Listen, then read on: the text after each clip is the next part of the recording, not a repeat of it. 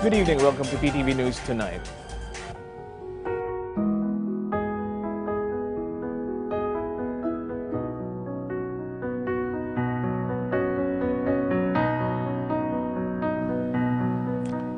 Barely 30 minutes remain for the public's chance to pay respects to the late former President Noynoy Aquino.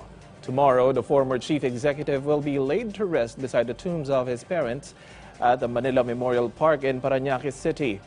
For an update on the public viewing, here's PTV's Ryan Lisigas live. Good evening, Ryan. Joey, as you can see at my back, the influx of people who want to give respect to former president still continues. A few minutes before the end of public viewing of his urn. Also, Joey, the mass that was presided by Father Albert Alejo just ended at 9 p.m.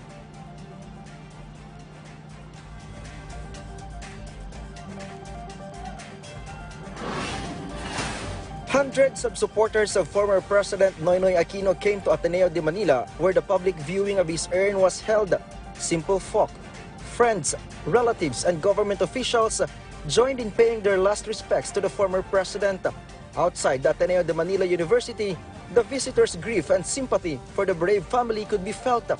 The campus fences stood decked in yellow and black ribbons. Even the trees and posts were laden with ribbons upon entering. Most of those in queue wore yellow to show their love for Pinoy and sympathy for his family. Para mapakita naman yung suporta natin kay Pinoy.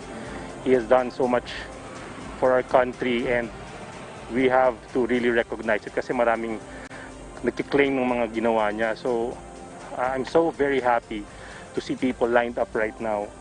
So I'm just here to say goodbye to a very good person. Kumbaga, supportive naman kasi ako kay Noynoy.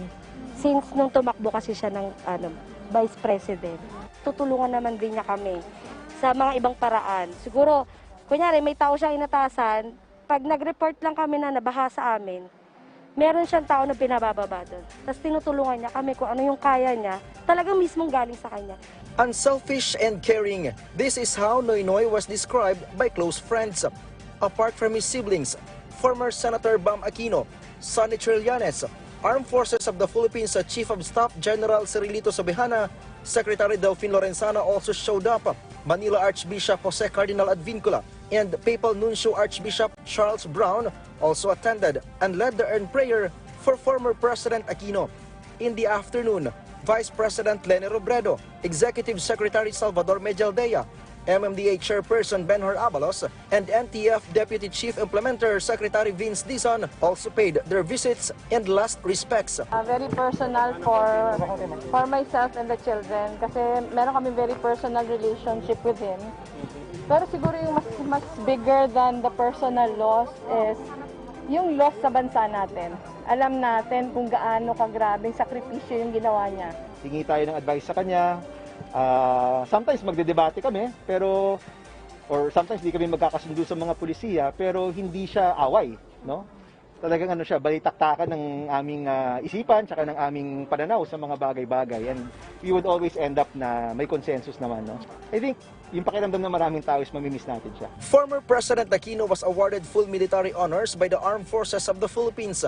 Since this morning, soldiers fired cannon in 1 hour intervals until 5 p.m.